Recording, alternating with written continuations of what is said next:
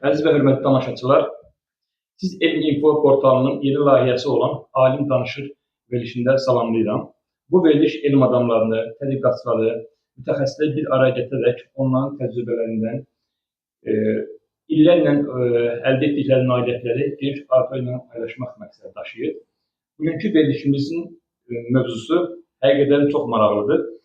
Azərbaycan həqiqətlərini dünya ictimaiyyətinə çatdırmaqla bağlı mövzu qoymuşuq. Bugünkü verilişimizin qonağı Azərbaycan Milli Elmlər Akademiyasının Şərqşünaslıq İnstitutunun aparıcı elmi işçisi, tarix üzrə fəlsəfə doktoru Sübhan Talıqlıdır. Son bölümdə öncəliklə sizi salamlayıram, verilişimizə xoş gəlmişsiniz. Qısa olaraq bir sözlərinizi dedikdən sonra elminfo.az portalı ilə bağlı ki, bu portalla siz yaxından əməkdaşlıq edirsiniz. Onunla bağlı qısa məlumat verəcəm, sonra sizə sualları yönləndirəcəm inşallah. Buyurun.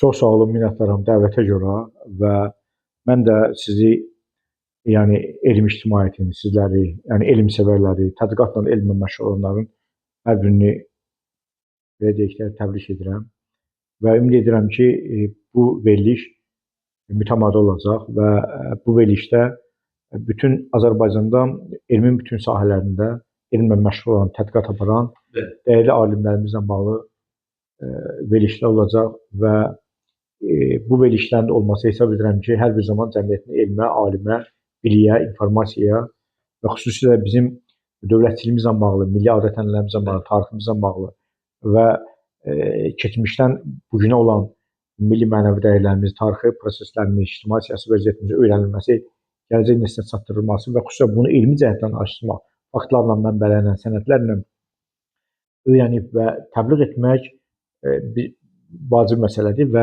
əlbəttə ki, mən də bir ildən artıq da sizinlə əməkdaşlıq etdiyimiz Elm.info saytında müxtəlif müsahibələr görürük, alimlər tədqiqatçıların yazılarını görürük. Siz burada onların belə deyək, elmi yaradıcılıqlarını hər bir zaman saytlarda verirsiniz, məqalələrinin, kitabları haqqında məlumat verirsiniz. Onların qatıldıqları Respublika beynəlxalq konferansları, simpoziumları işıqlandırırsınız.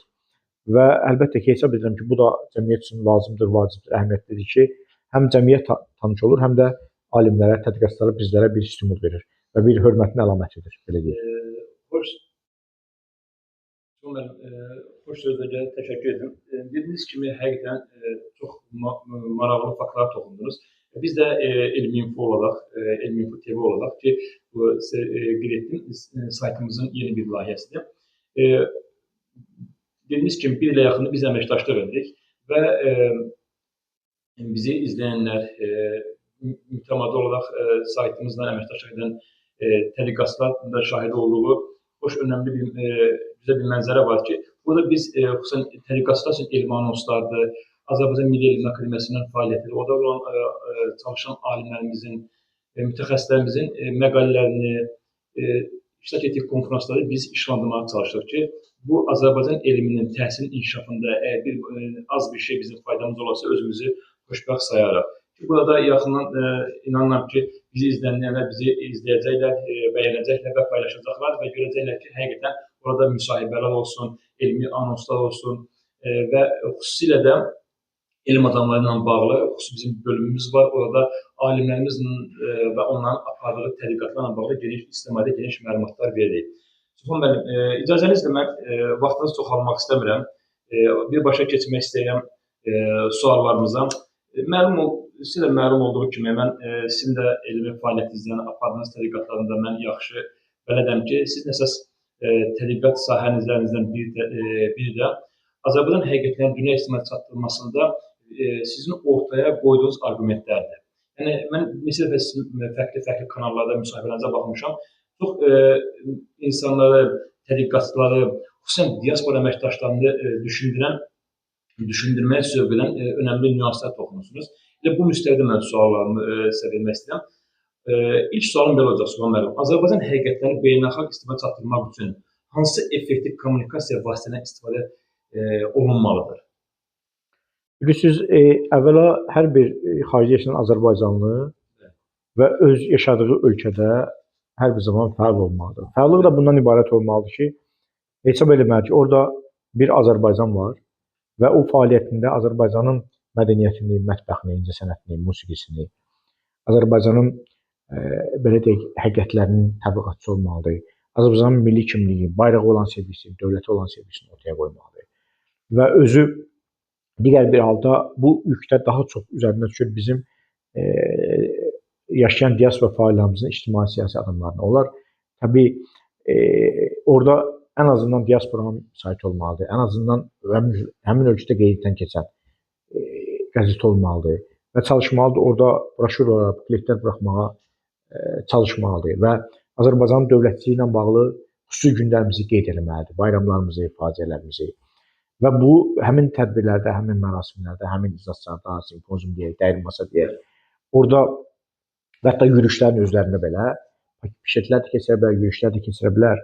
Və burada da təbii ki, yerli deməli ictimaiyyət ora cəlb etməlidir. Yerli siyasiləri və ictimai siyasi partiyaları, yerli qeyd edilən nümayəndələr onu cəlb etməlidir. Buna cəhdlər olmalıdır. Və həmin ölkədə saytlara, kütləvi informasiya vasitəsilə çıxışlar əldə etməlidir. Və tək həqiqətlərlə paralel olaraq Azərbaycan bayramları, milli bayramlarımızı, adət-ənənəmizi, mətbəximizi, folklorumuzu və bunları təbliğ etməlidir. Və digər bir məsələdə də bundan ibarətdir ki, və təbii ki, bu məsələdə də ana vətən Azərbaycana olan müvafiq qurumlarla işbirliyi yaratmalıdır. Və hər iki tərəf bunda maraqlı olmalıdır. Yəni, eyni zamanda və hər iki tərəfdən nəyə nəzərdə tutursunuz? Və burada diaspora qurumları, təbii ki, burada həmin deyək ki, diaspora qurumunda şəxs olsun, istəyir diaspora qurumu olsun və eyni zamanda həmin şəxs, həmin diaspora qurumunda Azərbaycan müvafiq qurumlarla işləməkdə maraqlı olmalıdır. Yəni, burada şəxsi ambisiyasından daha çox milli dövlət ambisiyası, milli dövlət faktoru və Azərbaycanın dövlətinə xidmət məsələsi öndə gəlməlidir. Yusuf müəllim, sözünüzün qüvvəti məsələsində burada əsasən alimlər və tədqiqatçıların həmin bu Azərbaycan həqiqətlərini effektiv bir formada çatdırması üçün dünya ictimaiyyətinə belə deyək də, bu kommunikasiyalar, məsələn, alimlərin burada rolunu necə qiymətləndirirsiniz? Alimlər necə burada bu kommunikasiya, bu əlaqələrin qurulmasında necə rol oynamalıdır? Alimlər təbii ki, dediyimiz kimi həm müvafiq qurumlarla paralel olaraq, yəni səfirlikdir, diasporadır, Azərbaycan daxilində olan Xarici İşlər Nazirliyi, İnkişaf Mədəniyyət Nazirliyi, Diaspora Komitəsidir, digər qurumlar da, yəni bu məsələlər koordinasiya, yəni informasiya baxımından, texniki tərəfdaş baxımından, maddiyyat baxımından, sonra onların özlərinin əlaqələrinin də belə deyək bir-birinə ötürmə baxımından və bu da fəal olmalıdır. Yəni konkret burada yəni bu işləyək ki, hansı bir qurumun, hər hansı bir deyək ki, şəxsin üzərində yox. Burada əsas istək, yəni ad göründü, görünmədi, mənimdir, mənim deyil, yox. Dövlət və Azərbaycan məsələsi, Azərbaycan dövlətinə xidmət məsələsi öndə durmalıdır. Və burada təbii ki, nədir? Müasir kommunikasiya deyəndə biz sosial şəbəkələrdən, sosial platformalar üzərindən birinci məsələdir. Ayrı-ayrı kitabxanalarda Azərbaycan kataloqlarının yaradılması, orada kitabların yerləşdirilməsi baxımından ola bilər. Digər bir məsələ, yəni bu televiziyalarda, saytlarda, deyək ki, ayrı-ayrı o ölkənin özündə belə hələ şəxs YouTube kanalı açıb bir ictimaiyyəti deyək ki, məlumatlandıra bilər. Sonra o tədbirlərə qatıla bilər və tədbirlərdə iştirak edə bilər. Sonra o həmin ölkələrdə Azərbaycanı öyrənən tədqiqatçılara dəstək ola bilər, informasiya baxımından, elmi tərəfindən, kitab baxımından, məlumat baxımından və bunları təbii ki, bunlar edə bilər və bundan da başqa da ki, təbii ki, həmin ölkələrin parlamentlərində, deyək ki, eyni zamanda həmin ölkələrdə olan fondlarla, təşkilatlarla, elmi tədqiqat mərkəzlərlə, beyin mərkəzlərindən işləyə bilər və əməkdaşlıq eləyə bilər. Son müəllim, sizə məlumdur ki, hal-hazırda süni intellekt dövrüdür. Yəni, belə deyək də, platformalar vasitəsilə bəzən bir kitabın səsinin, sorağının çatmadığı yerlərə bəlkə zaman lazım onun çatması üçün. Amma platformalar vasitəsilə bu həqiqətlər daha tez çatır. Yəni, bu xarici media platformalarında Azərbaycan həqiqətlərinin strategiyası necə olmalıdır? Yəni, bir alimlər, tədqiqatçılar bunun biraz o demək olar ki, ona məsələ toxundunuz. Bunu spesifik olaraq daha necə dəyərləndirirsiniz? Yəni, daha dəqiq olaraq bir strategiya necə olmalıdır? Bilirsiniz, burada baxın, biz də yazırıq da, məsələn, Misirdə verdiyimiz yazı ilə, məsələn, Fələstində tamamilə başqadır. Və yaxud da İordaniyada müəyyən qədər yaxınlıq var. Məsələn, İraqda deyək ki, müəyyən qədər fərq var. İranda, İran mətbuatında, İran elmində tamamilə fərqlidir. Türkiyə qardaş dövlət, yəni problemimiz yoxdur.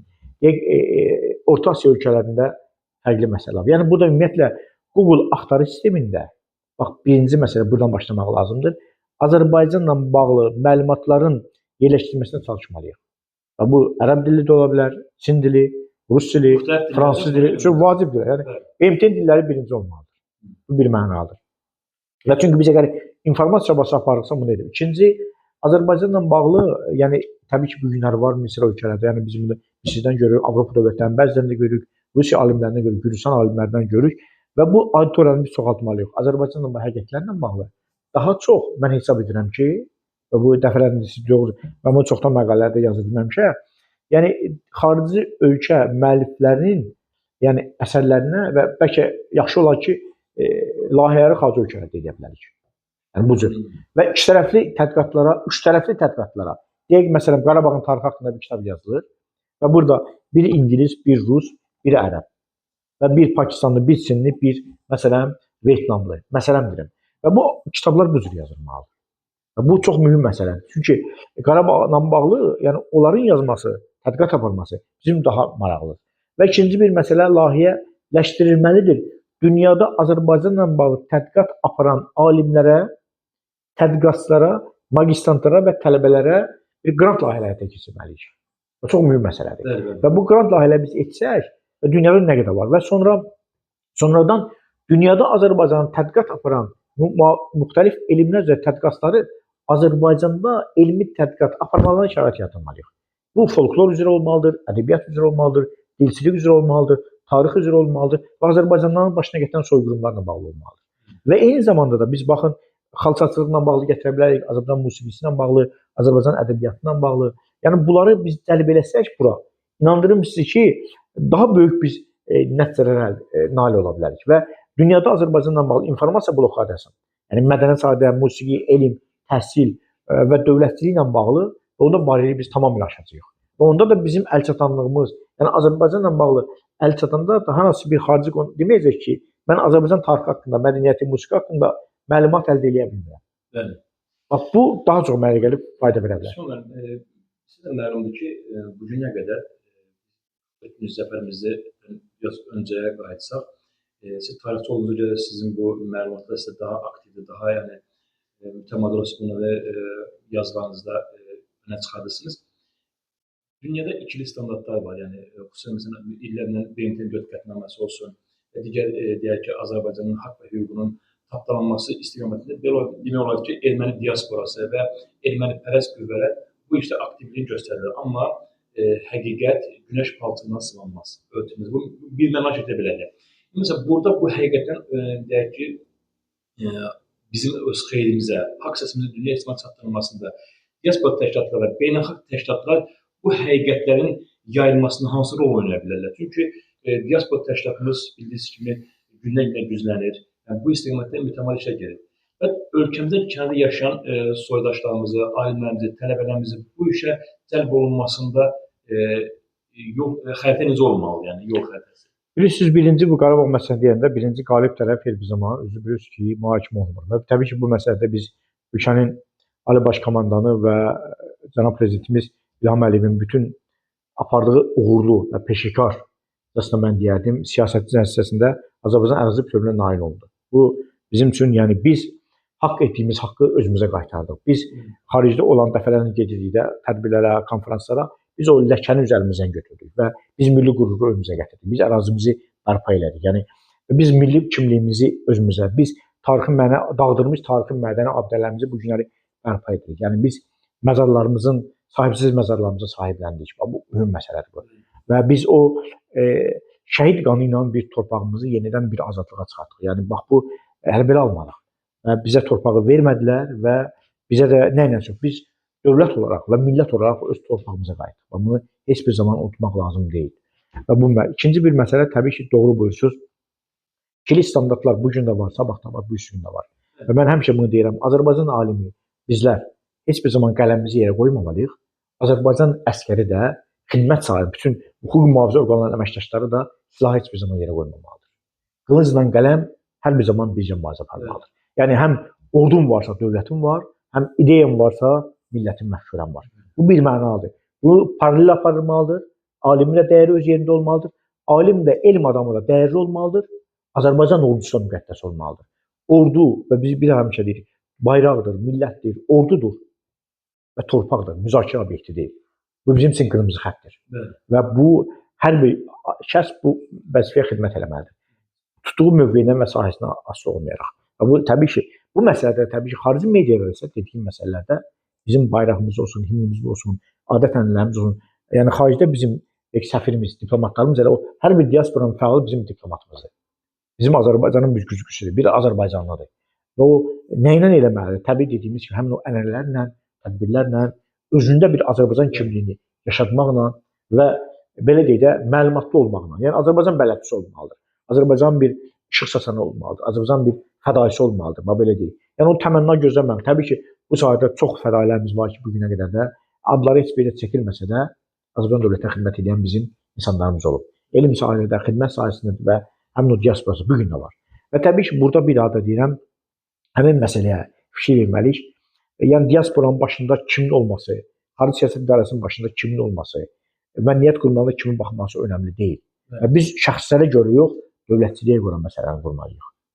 Və bir də peşəkar kadrlar mütləq bu sahədə yer almalıdırlar.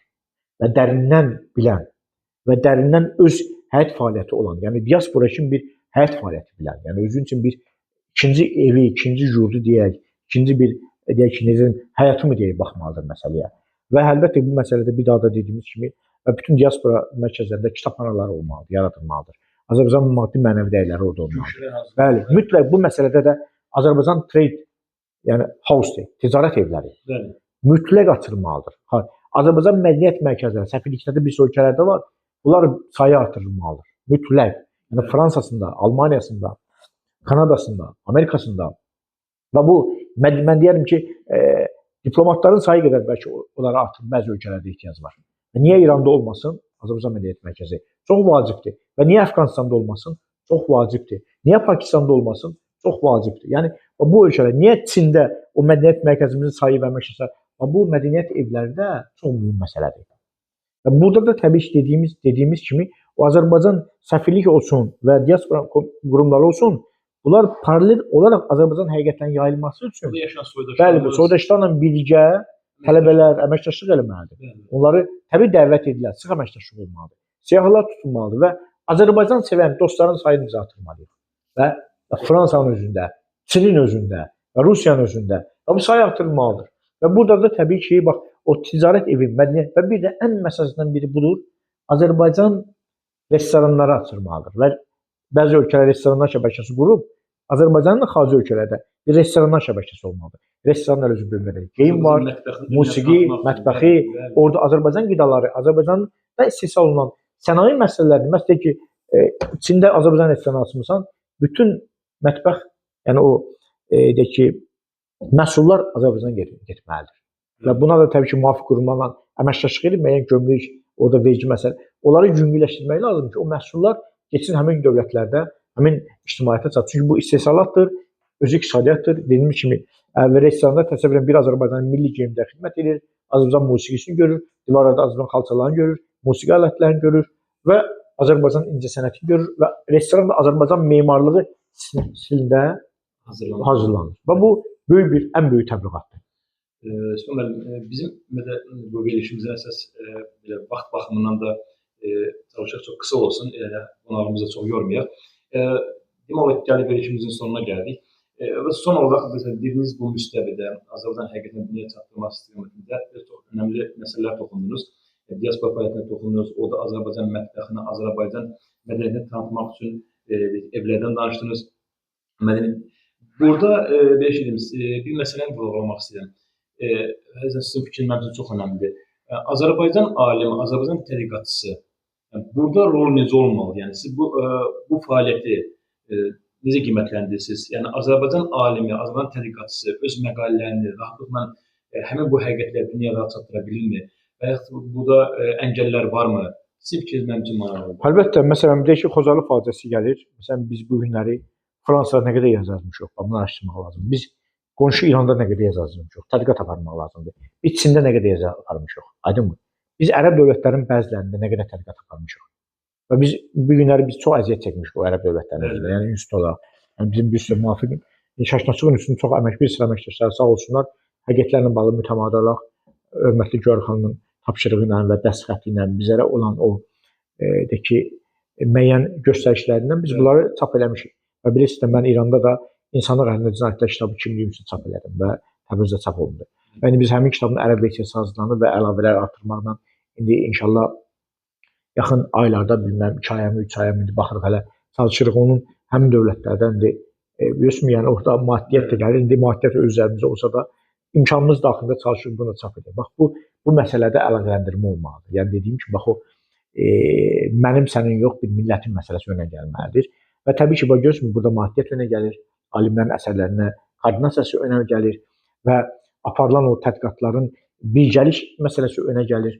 Və təbii ki, hər də öz gücündə mən dediyim kimi indi bizə deyək ki, maddi kömək vermirlərsə özümüz etməliyik və bunu nə imkanımız var etmişik və təbii ki, edəcəkdir. Bu bizə bir milli şərəfdir, qürurdur. Bu məsələn, yəni bu demirik, bunu etməliyik. Bu məsələnin bir tərəfi. İkinci bir tərəfdən təbii koordinasiyada bax o dediyiniz kimi bax o əngəllər aradan qalıb. Məsələn, deyək mən Çin dilini bilmirəm. Mən fransız dilini bilmirəm. Mən necə çap? Həqiqət çap olunmalıdır. Demək, fransız dili ilə və Çin dili mütəxəssislə birgə işlənməlidir. Bu tərcümə olub? Tərcümə olub həmin dildə. Bax, deyək ki, mən İtalyan dilini bilmirəm. Həqiqətən bu kitab çıxartmalıyam. Ya bir alim tədqiqat aparmalıdır. Və o ən azından o ehtiyacları orada öyrənib birlikdə dediyim kimi diaspora, səfirlik, müvafiq qurumlar, elm tədqiqat mərkəzləri ilə birlikdə işləyib, fəaliyyət göstərib həmin o məlumatı alimlərlə birgə həmin ölkədə yaymalıyıq. Bax, onda alim iş nədir? Yazmaq, tədqiqat aparmaq, əsər ortaya qoymaq və onun təbliğatında təbii ki, müvafiq qurumlar kömək olmalıdır. Son olaraq demişdim, son amma sizin danışdığınızdan mən bir məsətinizə vermənizi istəyərdim. Alimlərimizə, tədqiqatçılarımıza bu müstəvidə, bu yolu nə arzulayırdınız? Sizcə alim necə olmalıdır? Azərbaycan həqiqətini çatdırmaq üçün, dünyaya çatdırmaq üçün bu kifayət edirmi? Xeyr. Yəni biz işi tamamlamamış bilməməliyik. Mən həmişə deyirəm, bugünə qədər biz şəhid verərək gəlmişik, amma şəhidlərimiz axırımızı deyil. Bugünə qədər biz müharibələrlə yaşamışıq, müharibələrimiz axırı deyil. Bugünə qədər biz qonşulardan, yuxarıdan, aşağıdan həmişə baskılar görmüşük. Baskıların müxtəlif forması var. Təkcə bu qoşunla deyil ki, informasiya baskısı da var. İnsanlarımıza əl alması var, ideoloji müharibələr var. İqtisadiyyatımızı məhv etmək planları var. Azərbaycan dövlətçiliyinə qarşı əks mövqedə durmaq məsələsi var. Beynəlxalq regional aləmdə Azərbaycanlıların mövqeyinə təfkir və saygı var. Orada yaşayan Azərbaycanlılarımıza təzyiq və təbliğ var. Görürsünüz, yəni müxtəlif məsələ. Demək, burada bizlər ruhdan düşməməliyik, biz xidmət etməliyik. İmkanımız, gücümüz saxında. Hər kəs özündən başlamalıdır. Yəni ətraf necədir, yox, mən necəyəm onun amelindən. Aydınmı? Ətrafın gücü var, çox yox və mənim gücüm. Yəni mənim gücüm deyək bir kitab yazar, bir kitab, bir məqalə çıxar, bir məqalə. Digərinin 10 məqalə imkanı var, 10 məqalə eləsin. Deməli burada koordinasiya hər öz gücü qüvvət səviyyəsində məndə xidmət etməlidir. Alimi də, mütəxəssisi də, yəni sənətkarı da, iqtisadçısı da, biznesmeni də və sair digər adamlar da. Maraqlı müsahibə gəlsədən təşəkkür bildirirəm. Son sözünüzə keçmədən öncə mən əziz tamaşaçılara qeyd etmək istəyirəm ki, bugünkü verilişimizin qonağı Azərbaycan Milli Elmlər Akademiyasının Şərqşünaslıq İnstitutunun aparıcı elmi işçisi, tarix üzrə fəlsəfə doktoru Sübhan Talıqlıdır ki, ictimaiyyətdən, mediadan Sübhan müəllimi hamı kəs çox yaxşı tanıyır, çox dəyərli fikirləri var. Sonra isə müsahibəmiz üçün, zəhmət çəkib gəldiyiniz üçün sizlərə təşəkkür bildirirəm. Çox sağ olun. Növbəti görüşmək üzrə. Buyurun son sözünüzü. Çox sağ olun, var olun. Arzu edirəm mütəmadi olsun. Arzu edirəm yəni bu cür işlərin sayı çox olsun və bunlardan hər birimiz yayılanaq. Bildiyimizdə bir daha belə deyək, genişləndirək, bilmədiklərimizi öyrənək. Qarşılıqlı mübadilə, qarşılıqlı fikir mübadiləsi, qarşılıqlı əməkdaşlıq, qarşılıqlı hörmət, nəticədə Azərbaycanımıza hizmət və xidmət olaq və arzu edək ki, inşallah dövlətimiz əbəd müddət olsun. Çox sağ olun. Təşəkkür edirəm. İnanıram ki, növbəti verilişdə biz yenə görüşəcəyik sizinlə. Təşəkkür edirəm, çox sağ olun. Var olun, sağ olun.